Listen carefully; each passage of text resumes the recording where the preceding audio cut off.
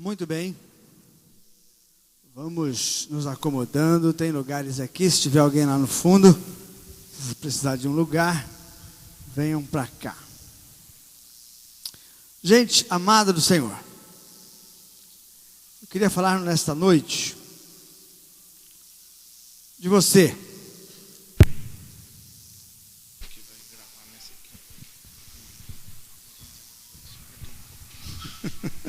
Gente amada do Senhor, boa noite. Eu queria falar sobre você nessa noite, sobre a igreja no seu todo, no coletivo e no individual. Eu queria que você pensasse, quando nós falarmos igreja, a palavra igreja, todas as vezes que ela aparecer aqui nessa mensagem, que você entenda isso das duas maneiras, porque você é igreja no coletivo e também é igreja individualmente falando. Você sozinho é uma igreja. Então tudo que se for falado aqui diz respeito diretamente a você como pessoa física e como pessoa jurídica. Tá certo? Quando nós falamos a igreja, ela nasceu num determinado dia, mas especificamente Jesus, ele quando começou o seu ministério aqui na terra, ele começou dizendo: é chegado a vós o reino dos céus. Ele passou 3 anos organizando esse projeto, e depois, na sua morte, na sua ressurreição e na sua ascensão, ele havia prometido que viria o Consolador, o Espírito Santo viria como Consolador. E a igreja, ela nasceu nesse período. Podemos dizer que ela nasceu com o Pentecostes, porque no dia de Pentecostes foi o primeiro sermão pregado depois de Jesus Cristo. O primeiro sermão aconteceu no dia de Pentecostes e logo 3.000 almas se converteram. Então podemos até entender que a igreja nasceu no dia de Pentecostes. E se ela nasceu, é porque ela nasceu como um bebê, como um embrião. E ela foi crescendo, ela foi amadurecendo, ela foi adquirindo maturidade. E eu queria falar sobre esse aspecto, sobre essa ideia da evolução da igreja, da evolução da tua experiência com Deus, a ideia da maturidade. Quando uma igreja alcança a maturidade, quando uma igreja no coletivo e quando uma igreja individual alcança a maturidade espiritual, quando se torna uma igreja madura. E quando falamos de igreja madura, só podemos estar falando, obviamente, da igreja local, né? Claro, porque se nós fôssemos falar da igreja, que palavra que eu uso agora, né? Da igreja do cosmos, da igreja da terra, já que não podemos falar universal, nem mundial.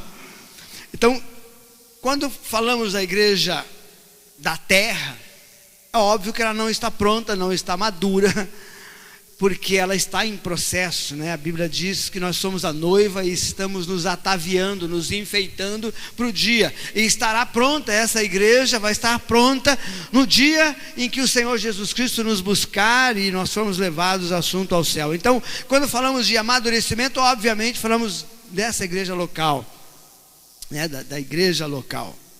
E se a igreja é um corpo de crentes que se reúne regularmente para a edificação mútua, como então podemos determinar quando ela está pronta, quando ela está madura, quando ela está preparada? Ou falando mais pessoalmente de nós mesmos, que critério podemos usar para medir a sua maturidade?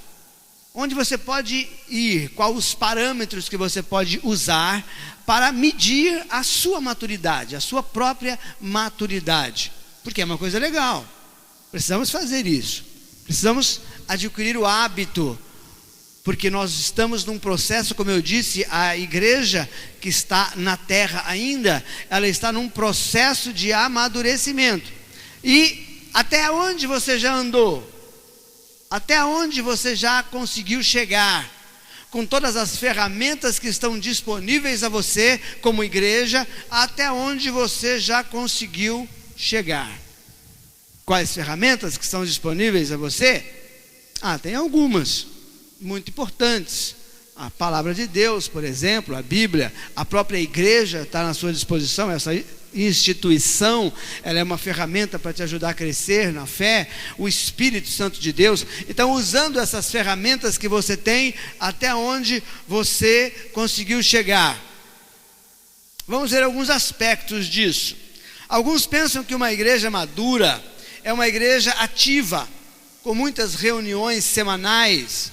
Alguns pensam que igreja, ela é pelo número dos seus programas. Se ela tem muitos programas, se ela tem muita coisa acontecendo, em andamento, ela é uma igreja madura. Algumas pessoas avaliam a maturidade de uma igreja através da ideia de que há muita gente dentro da igreja, entrando, saindo, muita gente circulando nesse ambiente, dentro das estruturas dessa igreja. Alguém julga que essa é uma igreja madura. Ou aquelas que têm, por exemplo, muitos líderes.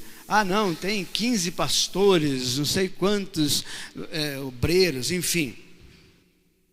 Muitos ainda acreditam que madura é aquela que contribui. Enquanto as pessoas contribuem financeiramente para os programas da igreja, entendem que essa é uma igreja madura, em processo de amadurecimento. Muitos ainda acreditam que madura é aquela igreja que ganha muitas almas, que faz um trabalho e ganha muitas almas, ou que é uma igreja missionária, que sustenta projetos missionários. Muitas pessoas pensam assim. Outros pensam ser madura aquela igreja que é cheia do Espírito Santo. Finalmente, há quem diga que o sinal principal de maturidade é uma igreja grande, com milhares de pessoas frequentando, escolas dominical cheia, cultos lotados. A maturidade para eles está representada por um grande número, por resultados, por programas de rádio, televisão. Pensam que isso configura uma igreja madura, igreja que tem seminário, que tem escolas. Muita gente pensa isso.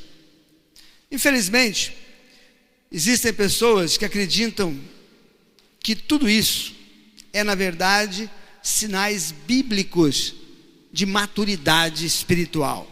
Infelizmente. É claro que muitas dessas coisas vão ser encontradas numa igreja madura. Haverá muitas atividades nessas igrejas maduras mesmo, elas vão crescer em números, elas estarão contribuindo, as pessoas vão contribuir, ela vai estar ganhando almas, sustentando missões, estará cheia do Espírito Santo. Mas infelizmente todas essas coisas que nós citamos é possível encontrar em igrejas que não são maduras. Todas essas coisas podem ser encontradas em lugares, em igrejas que não estão vivendo um momento de maturidade. Quando medimos pelos padrões bíblicos, quando usamos a Bíblia para medir a maturidade de uma igreja pode estar seriamente prejudicada, apesar de viver tudo isso que eu acabei de dizer. Ela pode estar seriamente comprometida. Então, quais são os padrões bíblicos para medirmos a maturidade de alguém ou de uma igreja?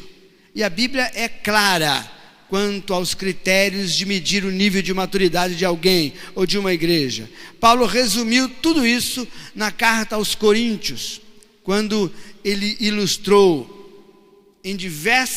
na verdade ele falou disso em várias cartas, mas se você pegar a sua Bíblia aí no livro de Coríntios 13, Você vai ver isso.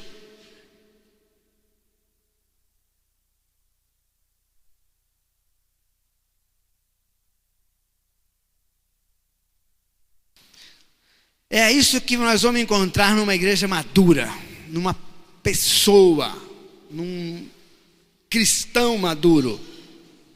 Independente de tudo que se for ver, o que tem que ser achado aqui é isso.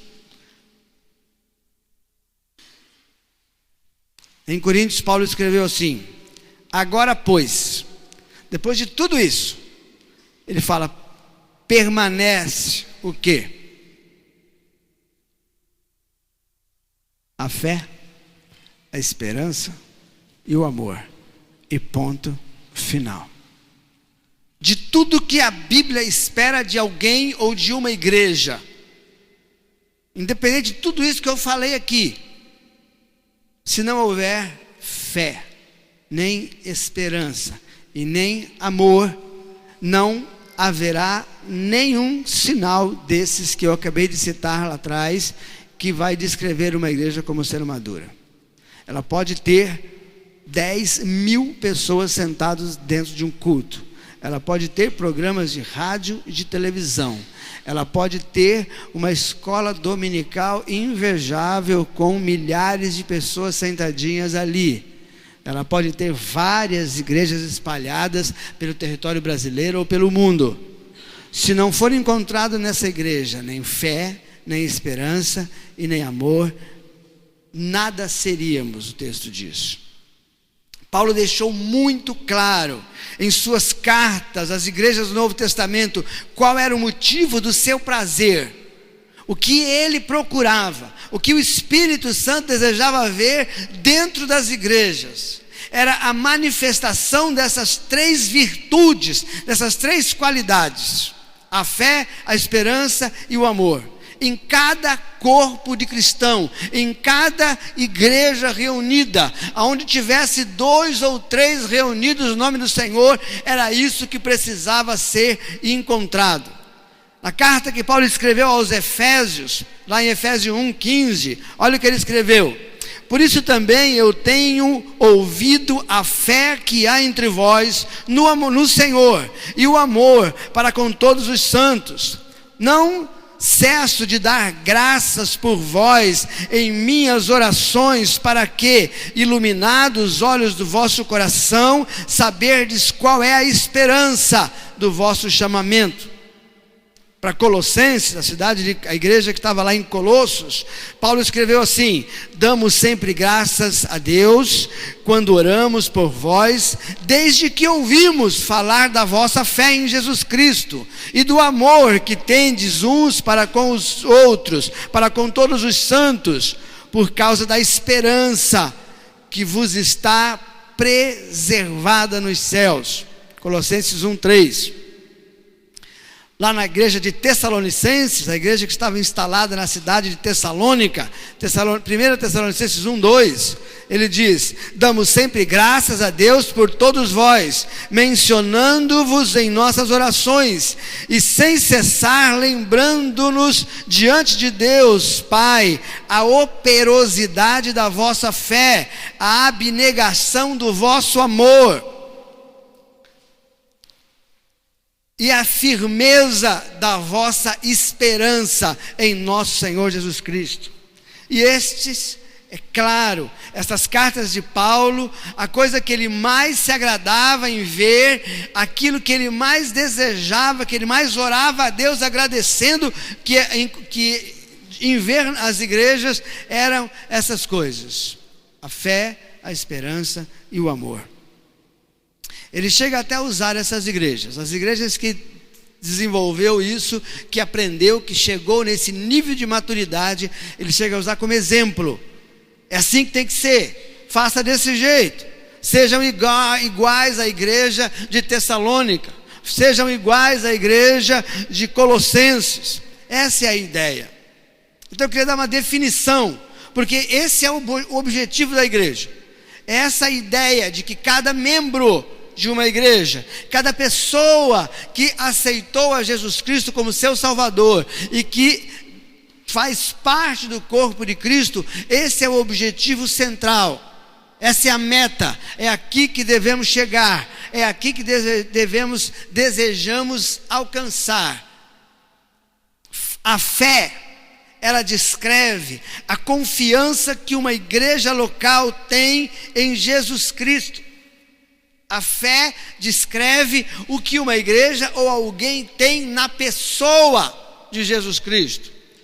Parece óbvio tudo isso que a gente diz, parece óbvio falar de fé, mas isso não é óbvio. O que as pessoas elas desenvolvem, a relação que a grande maioria desenvolve com Jesus Cristo, às vezes passa longe da fé. Às vezes nós somos arremessados para dentro de uma religião por causa das tradições familiares, por causa da moda, por causa de vários aspectos, várias circunstâncias nos fazem nos envolver num corpo de cristão. Mas quando entendemos que o que nos traz para uma igreja como essa, para um lugar que se chama pelo nome de Jesus, quando entendemos que o que nos move deve ser a fé, isso resumiria, isso deixaria a igreja num estado de graça, isso colocaria a igreja numa posição muito privilegiada diante da sociedade. Se nós entendêssemos que todos os cristãos, eles desenvolvem uma relação de fé com Jesus Cristo, nós teríamos uma igreja menos doente, teríamos uma igreja menos assustada, teríamos uma igreja mais conformada, mais alegre, mais feliz, menos depressiva. Porque tudo que assusta a igreja hoje, tudo que tira a paz da igreja hoje, é na verdade não conseguir olhar para Jesus e ver nele o personagem que faltava na nossa vida, ver na pessoa de Jesus aquele que realmente é capaz de cumprir em nós todas as promessas reveladas pelas Escrituras. Vivemos os nossos dias assustados, assombrados pelos resultados que nós colhemos no nosso dia a dia. Vivemos uma ânsia que nos impede de viver em paz. Por quê? Porque nós não acreditamos que aquele que começou a boa obra é poderoso para terminar. E aí somos reduzidos pelas circunstâncias, passamos a viver uma vida circunstancial, dependente da circunstância, dependente do resultado que colhemos. Saímos de manhã para trabalhar, perdemos o emprego. Isso dilui, isso enfraquece, isso joga os seres humanos, os cristãos, numa profunda depressão. Porque como é que nós vamos enfrentar o desemprego num período de crise como nós estamos vivendo? E aí entra o desespero. Igreja amada do Senhor, uma igreja madura, um crente maduro na fé, é alguém que coloca toda a sua esperança, toda a sua confiança, toda a sua, a sua fé na pessoa de Jesus. Nós não somos dependentes das circunstâncias, nós não somos um povo que está sujeito à sorte do mundo. Existe um Deus sobre a nossa vida, existe alguém que se comprometeu conosco desde o dia que nascemos até o dia que vamos morrer. Um homem, um Deus que se comprometeu comigo, dando a sua própria vida por minha causa. O livro de Romanos fala isso. Se ele entregou o seu próprio filho por nós, o que mais ele não vai fazer por causa da nossa vida? Então uma igreja que vive a fé é uma igreja tranquila, uma igreja que tem paz, é uma igreja que não perde o sossego, que dorme com tranquilidade e que aguarda o momento em que Deus vai intervir na nossa história. Por isso é importante, por isso que o apóstolo Paulo se alegra quando ouve falar da fé daquelas igrejas, porque ele sabia que se tratava de pessoas que suportariam o peso da geração, o peso da época, as dificuldades da vida e manteriam o seu testemunho como crentes fiéis, independente do desemprego, independente das enfermidades, independente dos problemas familiares, independente de todos os problemas que nós vamos viver. Um crente maduro, ele fica de pé, ele fica firme, ele não murmura, não esmurece, ele não tem o seu semblante caído, ele fica erguido, ele fica de pé no meio da luta. É assim que é um crente maduro. A esperança descreve a visão, descreve a estabilidade, particularmente no que se refere ao nosso relacionamento com Deus, no presente, no passado e no futuro. Que esperança é isso? O que ele está querendo dizer é que nós sabemos que estamos guardados em Deus, nós sabemos que de uma forma ou de outra, nós estamos atrás de uma recompensa incorruptível. Ninguém está aqui e o seu maior tesouro está baseado em dinheiro, em riquezas e acúmulos e no bem-estar nessa terra. Uma igreja madura é a igreja que espera a redenção final, é uma igreja que está de olho lá na glória, lá no descanso eterno. E a esperança está diretamente ligada aqui. Não importa o que acontecer nessa vida, uma igreja madura, ela não coloca o seu foco, a sua felicidade baseado em nada que vai alcançar nesta terra. Nosso tesouro não é neste mundo. E a esperança está me dizendo o quê? Que não importa o que aconteça, não importa como eu estou, não importa não sei o que Jesus vai fazer, mas no último dia Ele estará comigo lá na glória. Não importa o caminho, não importa a dificuldade do trajeto, não importa os quilômetros que estamos andando nessa viagem, nessa caminhada, nessa peregrinação, não importa a dificuldade, se é subida, se é descida, se tem buraco, se está escorregadio, não importa as dificuldades do caminho. Uma igreja madura, um crente maduro, ele sabe que esse Deus que se comprometeu com ele, esse Deus que foi até o próprio inferno por nossa causa, não vai deixar que as nossas mãos escorreguem, não vai nos soltar em nenhum desses momentos, e que naquele grande dia nós vamos estar com Ele na glória. Ele não vai descansar enquanto todos estiverem salvos na glória. E uma igreja madura, ela tem essa esperança, ela guarda isso no seu coração, e quando tudo parece ruim, quando tudo parece dar errado, quando tudo estiver desmoronando ao nosso redor, como o Abacuque disse, ainda que não haja fruto na vide, ainda que não haja vaca nos currais, ainda que nada aconteça como nós temos planejado, ainda assim nós temos uma esperança inabalável na grande promessa do Senhor nas nossas vidas. Isso é uma igreja madura, isso é um cristão maduro, é alguém que tem os seus olhos na glória do Senhor Jesus. Gente amada do Senhor, eu digo isso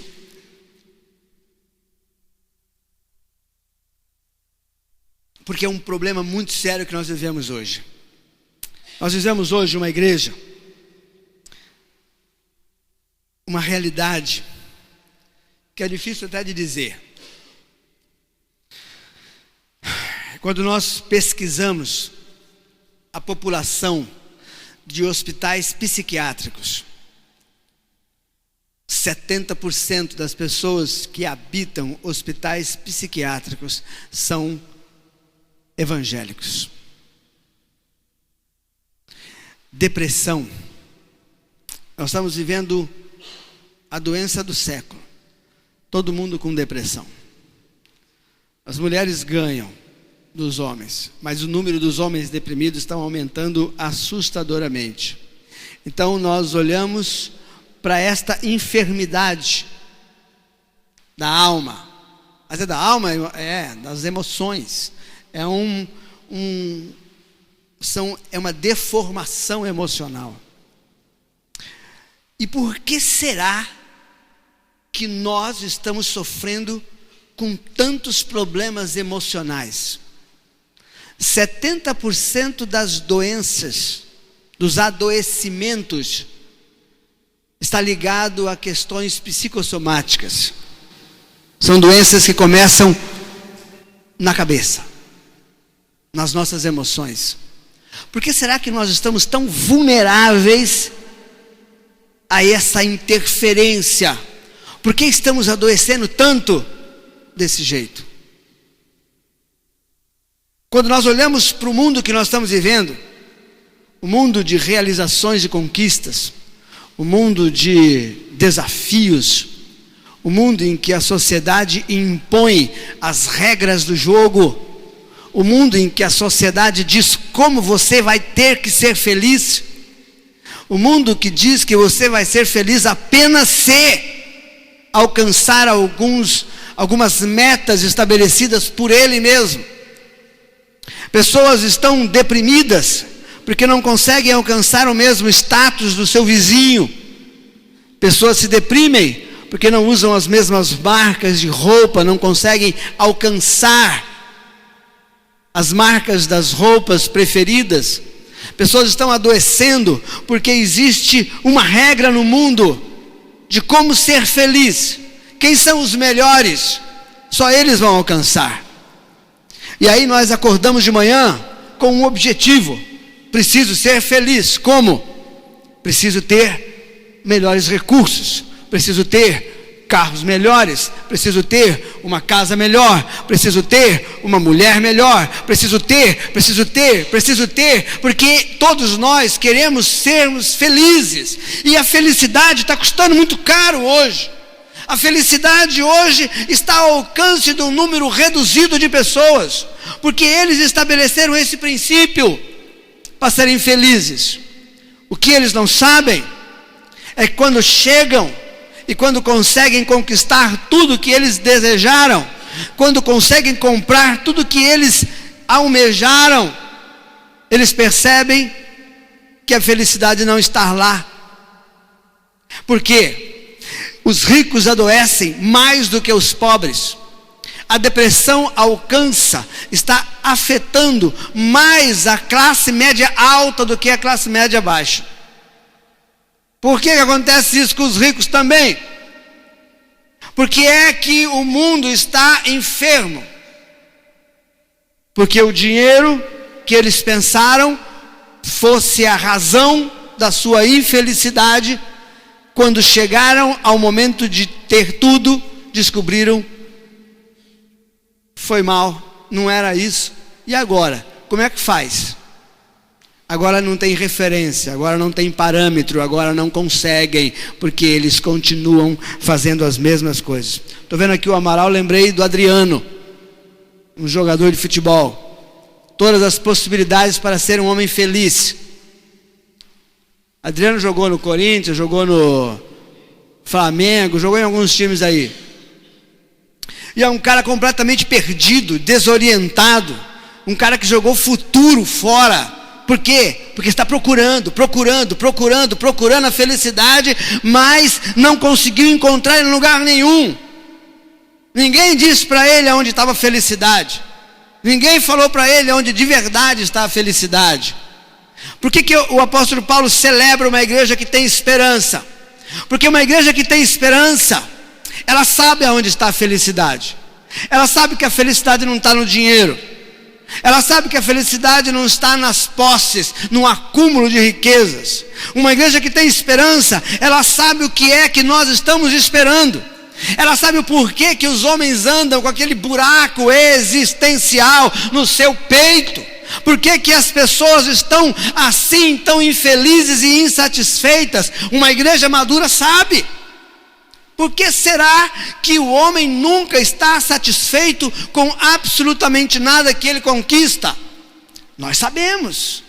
Glória a Deus, igreja, você sabe.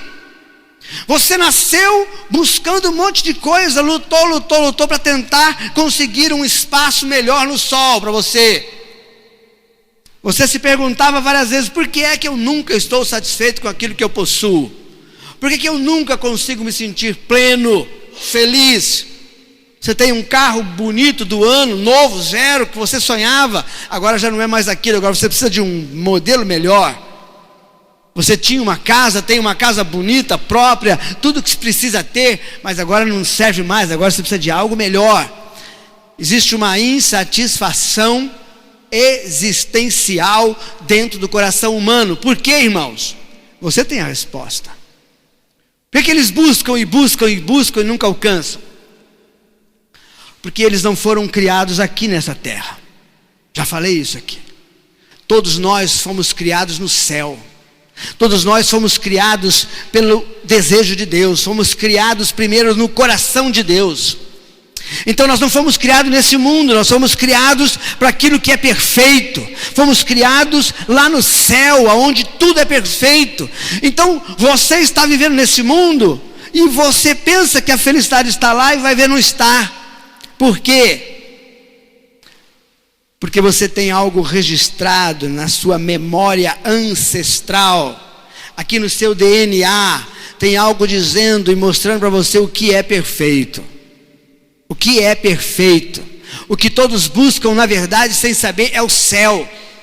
E buscam, mas não sabem que é o céu. Então eles correm para as drogas, tentando encontrar nas drogas. Correm para a prostituição, correm para o sexo, correm para a bebida, correm para as riquezas. E ficam correndo para os relacionamentos, tentando encontrar o que lá no íntimo eles querem só o céu. Por isso que nada nesse mundo é capaz de encher esse vazio, porque você, a tua alma, o teu espírito, tem saudade de Deus, irmão. Tem saudade de Deus. Nós só vamos conseguir nos sentir plenos quando encontrarmos o céu. É por isso que a igreja é diferente, por isso que o apóstolo Paulo celebra uma igreja que tem esperança, porque nós sabemos aonde está o motivo da nossa alegria, da plenitude da nossa felicidade, está no céu, no que é perfeito. É só em morando ao lado de Jesus Cristo que nós vamos nos sentir felizes, e nós sabemos disso muito bem. Por isso, paramos de procurar. Por isso, não vamos mais atrás de coisa alguma. A nossa felicidade, aquilo que enche a nossa alma, está no céu. E que Jesus Cristo prometeu: eu estou indo para o Pai preparar lugar para vocês, e eu vou voltar outra vez e vou levar vocês comigo para estarem no céu. Uma igreja que tem esperança, ela tem o seu foco na felicidade desta maneira. Isso que a esperança faz conosco. Acordamos de manhã, olhamos para a vida, para os problemas, para as expectativas, olhamos para tudo que está ao nosso redor e nós dizemos: está tudo bem. Nada aqui vai interferir no que já foi conquistado para mim na glória. Nada que aconteça aqui vai interferir no projeto principal de Deus. Meu coração já está cheio. Aquele vazio existencial já foi completamente tomado pela glória de Deus. Os meus olhos te veem, Senhor. Nós acordamos de manhã e nós temos esperança de que, ainda que a Dilma não seja deposta, ainda que o impeachment não venha, ainda que o Lula seja reeleito na próxima eleição, ainda que o PT continue dirigindo o Brasil por mais 20 anos, nós ainda continuaremos louvando e glorificando a Deus, porque a nossa esperança não está nesse lugar. Nome de Jesus. Nós não depositamos a nossa esperança no Brasil, não depositamos a nossa esperança em partido nenhum, nós não dependemos de nada que vai acontecer nesse mundo. A nossa alegria está bem guardada lá na glória com o nosso Deus. É a nossa herança que não vamos perder, jamais perderemos isso. E por último, o amor, um conceito muito profundo do Novo Testamento. Descreve a relação, o relacionamento que deveríamos ter. Descreve como como deveria existir uma igreja. A maneira pela qual o corpo, o grupo, as pessoas devem se relacionar. O amor, ela é aquela tempero especial, é o sal, sabe ali da comida? Você pode botar o que você quiser na comida, se você não colocar sal, não vai ficar bom. Pelo menos para mim, gosto muito de sal. Se sem sal não dá, né, Kiko? Sem chance. Então o amor é essa pitada especial. O que está acontecendo lá no fundo, hein? Muita movimentação lá, o que está pegando? Então vamos sentar, vamos ficar atento aí. Em essência, o amor é a manifestação de Deus. Em essência, o amor é a manifestação do comportamento cristão, por meio do funcionamento do corpo da igreja. É aí que as coisas acontecem. É assim que nós aprendemos a nos relacionar. O amor me coloca em contato com os pares, com aqueles que estão ao meu redor. A igreja do século 20, se Paulo fosse escrever uma carta para nós hoje, o que seria que alegraria o coração de Deus nessa carta? Se Paulo fosse escrever uma carta para a Regiane, igreja, me alegro muito quando vejo falar do teu comportamento cristão. Paulo escrevendo para nós, o que ele diria? Por que ele agradeceria a Deus por nossa causa? Será que ele encontraria uma igreja que tivesse como prioridade esses valores? Se Paulo fosse escrever uma carta para a igreja brasileira, será que ele ia agradecer a Deus por esses valores das nossas igrejas? Será que alguma igreja estaria de acordo com esse critério bíblico? Quando você olha no geral, dentro das igrejas, as mensagens pregadas, os sermãos que são pregados, tem alguma coisa a ver com esses critérios? O amor é o mais importante de todos. Sem dúvida nenhuma, para a maioria, a coisa mais importante do mundo hoje para a maioria das pessoas, a coisa mais importante do mundo hoje não é verdade, irmãos, é o dinheiro. Para a grande maioria do mundo hoje, a coisa mais importante é o dinheiro. Por causa do dinheiro fazemos coisas terríveis. Eu disse aqui outro dia sobre uma estatística que eu aprendi lá na Kairos. Todo o dinheiro do planeta é mais ou menos 60 trilhões de dólares. Todo o dinheiro do planeta, se somar todos os recursos de todos os países, 60 trilhões de dólares é o dinheiro do mundo. 30 trilhões, a metade do dinheiro de todo o planeta, está na mão de 80 pessoas. Dados da ONU: 80 pessoas detêm toda metade da riqueza do planeta. 7 bilhões e meio de pessoas. 80 tem metade do dinheiro do planeta. O resto está dividido entre os outros, entre todo mundo. Por que tanto acúmulo? Eu não consigo mais ouvir televisão nem rádio. Porque quando eu vejo que um homem que foi eleito por nós para governar o nosso país, ele pega 40, 50 milhões, 100 milhões e leva para fora do país e guarda um dinheiro que ele nunca vai usar. Vai morrer o desgramado. Desculpa. Eu vou reformular a frase. Vai morrer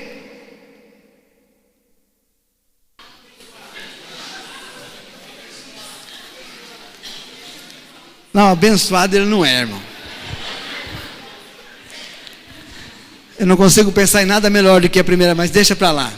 Então quer dizer, ele vai morrer e nunca vai gastar esse dinheiro. Onde está o amor do mundo? Onde o grande amor, a grande paixão da grande maioria das pessoas do mundo está? No dinheiro, nas riquezas, no poder, no status, no sucesso. É o que a grande maioria das pessoas estão buscando. E o que mais me envergonha não é só os políticos roubarem nosso dinheiro para botar num país lá fora. O que mais me envergonha é saber que a humanidade está de joelhos adorando esse Deus, que é o dinheiro, e que as igrejas de hoje adotaram a mesma postura.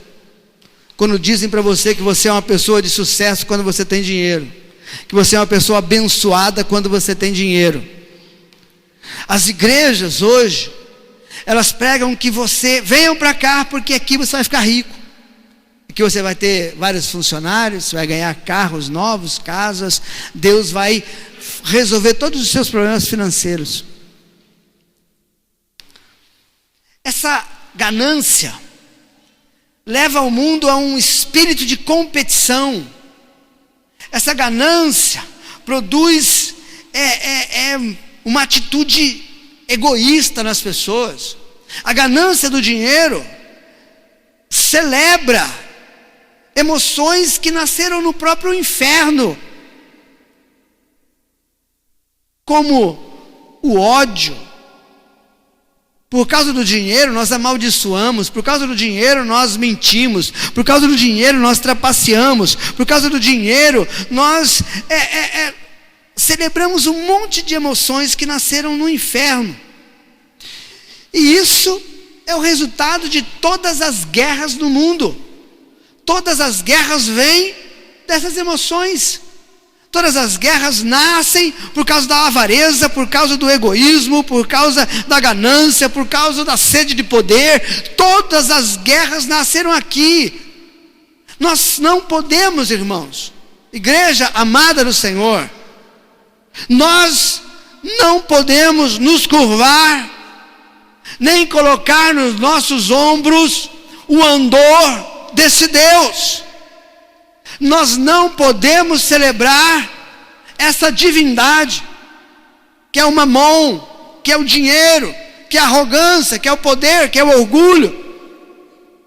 Não podemos nos envolver nesse espírito de competição com os outros que estão ao nosso redor, porque eles estão ganhando mais, eu preciso ganhar mais, eu preciso fazer isso. Não, nós precisamos rever. As pessoas farão tudo a fim de acumular riqueza, ignorando assim as leis da sociedade, os princípios da decência humana. Por causa do dinheiro, eles perderam toda a decência humana. Como é que um indivíduo pode meter a mão no dinheiro da merenda escolar das crianças? Uma reportagem na televisão, a reforma agrária. Todo mundo aí, há anos eu vejo falar sobre reforma agrária. Descobriu-se que fizeram a reforma agrária e distribuíram pelos líderes do governo. Os camponeses, aqueles que precisam da terra, não receberam nada. Estava no Fantástico um dia desse aí. Perderam toda a decência humana. Os homens se prostituíram por causa do dinheiro. Por isso, muitas pessoas mentem, os homens de negócio enganam, os ladrões roubam, as prostitutas se vendem, todos com um único propósito: acumular riquezas, ter dinheiro. Então nós não podemos começar por aqui. A Bíblia diz: por se multiplicar a iniquidade, o amor de quase todos esfriariam. Não é esse o retrato do nosso Brasil? Não é esse o retrato do nosso mundo? Não é isso que nós estamos vivendo? Um mundo em ruínas. Por quê? Porque por se multiplicar a iniquidade, que é o desejo do dinheiro, da cobiça. Por se multiplicar a iniquidade, o amor de quase todos esfriariam. A Bíblia deixa claro que a coisa mais importante para o mundo é e sempre será o amor, a forma com que nós olhamos para os outros, a forma com que nós medimos a relação do outro conosco, até onde eu estou disposto a doar para o outro. O amor é que me dá condição de doar, de investir, de partilhar com o meu próximo. É o amor que me impede de roubá-lo. É o amor que me impede de usufruir daquilo que é do outro. É o amor que me impede de me entristecer com a alegria e com a prosperidade do outro. Por quê? Porque as pessoas se entristecem quando o outro prospera. Porque eu não estou conseguindo prosperar, então eu não me alegro com a prosperidade do outro. Esse é o câncer do mundo hoje. Só que isso não pode ser encontrado aqui. Isso não pode ser encontrado aqui nessa igreja. Não pode ser encontrado numa igreja madura, irmãos. O amor é que vai me fazer partilhar a minha vida. O amor é um conceito eterno. O amor é um conceito eterno relacionado com a própria essência de Deus. Só quem conhece Deus consegue beber dessa fonte. Só quem conhece Deus consegue usufruir do frescor, da delícia dessa fonte. Quando João quis falar de Deus, exemplificar quem ele era, João disse: Deus é amor. Várias vezes ele falou: não, Deus é amor. Quer dizer, a própria essência de Deus é o amor. Para que nós possamos viver de maneira decente nesse mundo, nós temos que começar aqui, na pessoa de Deus. E como podemos saber disso? João diz, como podemos ter certeza disso que eu estou dizendo? O apóstolo João diz o seguinte, primeira carta de João 4: em haver Deus enviado o seu próprio Filho unigênito ao mundo para que vivêssemos por meio dele. Como é que você pode saber que Deus é amor? Que através dele, nessa fonte que nós vamos beber, através disso, do fato de que Jesus Cristo foi entregue por ele, por tua causa. Tem maior prova de amor? Tem como arrumar uma outra forma de expressar o que é ser amor? Isso é natural. Quando nós percebemos isso nas nossas vidas, a vinda de Jesus Cristo não foi um ato de amor. A vinda de Jesus Cristo para morrer por nós não foi um exemplo de amor. Jesus Cristo, ele foi a própria personificação do amor. Quanto mais você se envolve com Jesus, mais perto você vai estar dessa coisa que pode transformar o mundo, transformar a sua vida, transformar todo o nosso entorno. Jesus Cristo pode fazer isso. Nós temos inúmeros exemplos que falam sobre isso. Nós temos textos, Efésios 4 fala sobre que nós temos que o amor nos ajuda a suportar um ao outro. Nós temos Efésios 5 que fala que os maridos têm que amar as suas mulheres, as mulheres têm que amar os seus maridos. Vários exemplos nas Escrituras falam que toda relação humana tem que partir desse sentimento, dessa atitude, não é sentimento. Amor não é sentimento. Deixa eu deixar claro para aquelas pessoas que não estão familiarizadas com os textos bíblicos. Amor não é um sentimento. Sentimento é o que você sente pelo seu filho, é amor. É um sentimento. O que você sente pelo seu marido também é um outro tipo de amor. É um sentimento. Mas o amor que Deus sente por nós não é sentimento. O amor que você sente por Deus não é sentimento. O amor que sentimos por Deus é uma atitude. A atitude de amor que agrada a Deus. Ninguém vai morrer de amores. Ai, que delícia, estou amando a Deus. Não é assim que funciona. O amor que Deus pede que eu ame meu irmão, não é esse amor. Nossa, como é bom estar aqui perto de vocês. Gente, meu coração está explodindo de amor por vocês. Não, porque às vezes eu estou querendo matar vocês. A vontade que nós temos às vezes é de esganar o outro. Mas Deus, ele me coloca um mandamento: não, você ama, tem que amar.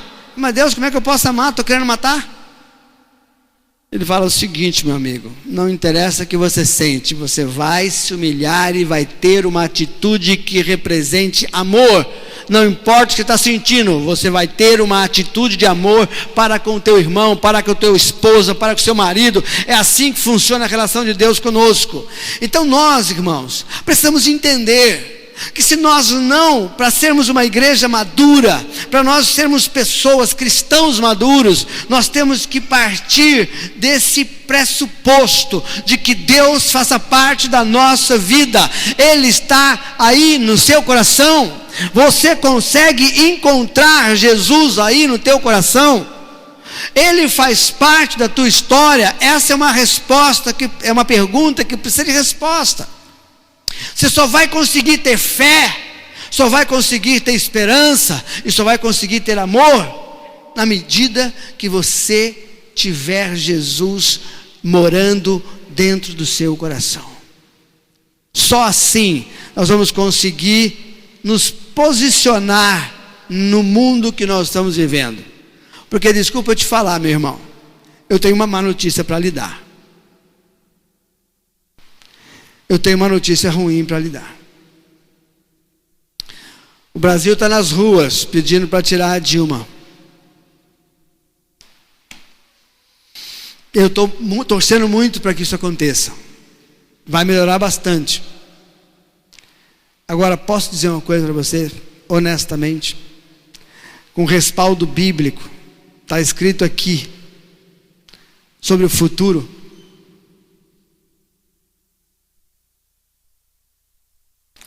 Aqui dentro, no livro de Mateus 24, você lê na sua casa, está escrito que nos últimos dias seriam nação contra nação,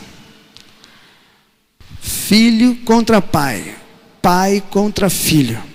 Nos últimos dias seriam reis contra reis. Nos últimos dias vocês ouviriam falar de guerras e rumores de guerra. Nos últimos dias haveriam muitas pestes, enfermidades e doenças. Nos últimos dias haveríamos falar em maremotos e terremotos. Nos últimos dias nós ouviríamos falar de tanta coisa que descreve uma realidade.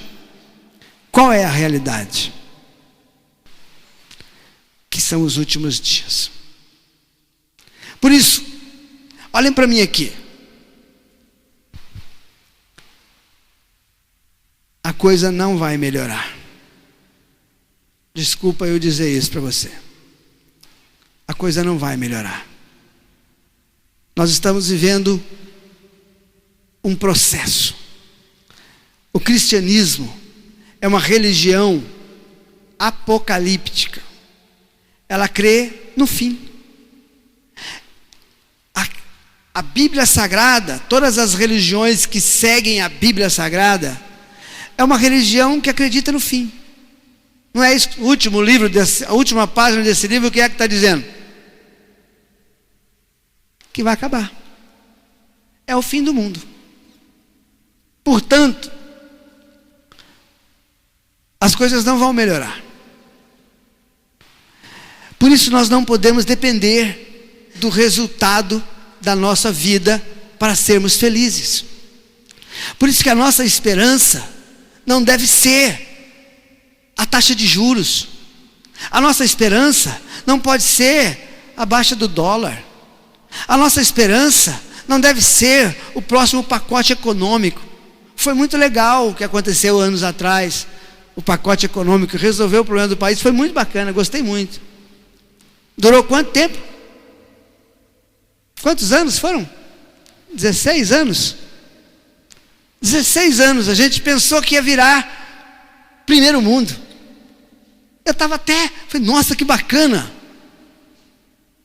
Já estou sentindo, eu falo que eu sou brasileiro com tranquilidade, porque é a quinta economia do mundo, né?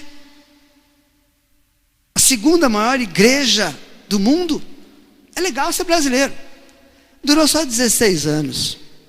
Para o Brasil sair do que aconteceu aqui agora com o Brasil, vai mais 50. E na verdade,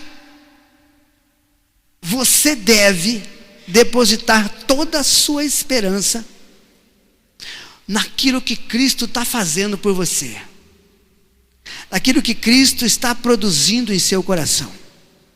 Tem um texto que eu gosto muito que fala, Jesus falando, palavras do Senhor Jesus, abre aspas: deixo-vos a paz, a minha paz eu vos dou, e não vos la dou como o mundo a dá. Esta palavra de Jesus, da boca do próprio Cristo, diz o seguinte: deixo para vocês a minha paz, eu não dou para vocês a paz que o mundo dá. Que nós sabemos, a paz que o mundo dá, o que é? Ausência de guerra. É a paz que o mundo dá, ausência de guerra. Quando não tem guerra nenhuma na tua vida, você está em paz. Você tem dinheiro, você está em paz. Você tem saúde, você tem paz. Você tem família organizada, você tem paz. Acabou o dinheiro, acabou a paz, acabou a organização da família, acabou a paz, acabou a saúde, acabou a paz. Ponto final, é assim que é. Dá para depender dessa paz? Fala para mim, minha amada, dá para depender dessa paz? Não dá, ela acaba rápido. Dia 5 eu recebo, dia 7 já foi. Acabou a paz. Já era. Não dá para depender disso. Durou 2 dias. Aí ele fala o seguinte: deixo-vos a paz, a minha paz eu vos dou. Não importa o que vai acontecer com o país, não importa o que vai acontecer com o mundo, não importa o que vai acontecer com a Zika vírus, ou com a dengue, ou com a chikungunya, não importa o que vai acontecer com o crescimento da tuberculose. Sabia que está quase uma epidemia de tuberculose de novo? As doenças que haviam sido extintas estão voltando tudo de novo. Não importa o que vai acontecer com isso, porque o Senhor disse que vai dar paz para você. E qual é a diferença da paz que Ele dá para você? Não é a tua paz, a paz que o Senhor dá para nós é para ser vivida no meio da guerra, durante a guerra, enquanto todas as bombas estiverem passando sobre a nossa cabeça, você está lá em paz, tranquilo, porque tem alguém que luta a tua batalha, alguém que sustenta as suas promessas na sua vida, e alguém que vai caminhar com você todos os dias desse mundo até acabar. Esse Deus vai continuar ao seu lado, não importa se é com dengue, se é com zika, se é com qualquer coisa. O Senhor dos senhores e o Rei dos reis será a tua força, a tua fortaleza. Ele vai sustentar a igreja, não importa qual for o cenário mundial, não importa conforme vai ficar o dólar, não importa a inflação, o teu Deus caminhará do seu lado todos os dias da sua vida. E ponto final. Então você tem que acordar de manhã cheio de esperança, cheio de vida, de entusiasmo, porque você sabe que não importa o que aconteça, você continua abençoado, cuidado, guardado, protegido pela poderosa mão do Senhor que está à nossa disposição. É isso que nós precisamos, irmãos. É assim que nós vivemos a nossa vida. Por que tanta depressão? Porque não temos esperança. Por que tanta ansiedade? Por que essa confusão mental no meio do povo de Deus? Porque perdemos o referencial. Nós não sabemos o que devemos aguardar, não sabemos o que devemos esperar, não sabemos para onde devemos olhar. Nós estamos perdidos nesse universo. Mas o mundo está perdido. A igreja não pode estar perdida. A igreja continua olhando para o autor e o consumador da nossa fé. A Bíblia Sagrada diz: olhando para os montes, de onde me virá o socorro? O meu socorro, ele vem do Senhor que fez os céus e a terra. E isso tem que ser suficiente para a igreja, irmãos. Tem que ser suficiente para produzir paz, para produzir alegria, para produzir aquela tranquilidade que nos deixa serenos no meio da batalha. É essa a diferença do que serve e os que não servem a Deus. A diferença dos que não servem a Deus é o desespero que vem antes de toda a batalha.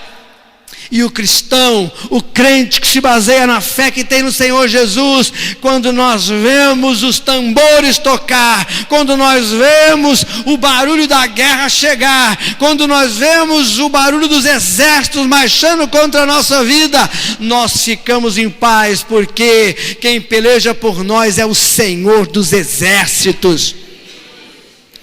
Nós não nos abalaremos, ainda que os montes se transportem para o meio dos mares, ainda que estoure a guerra contra mim, ainda que exércitos marchem na minha direção, permaneceremos tranquilos, os nossos olhos estão voltados para o Senhor dos Senhores. Glória a Deus por isso. É por isso que a maturidade de uma igreja depende da fé que ela tem no seu Deus, da esperança que ela tem na obra desse Deus, e no amor que ele tem pelos seus irmãos e pela relação com esse mundo que ele vive. Essa é uma igreja madura e que vai sobreviver aos intempéries da vida. Essa é uma igreja madura que vai ficar de pé quando o anticristo se apresentar diante dessa terra. Nós seremos aquele povo teimoso que não nos dobraremos diante de nada. Continuaremos com a cabeça erguida, olhando para o céu, que é a razão da nossa fé. Amém? Fica de pé comigo em nome de Jesus.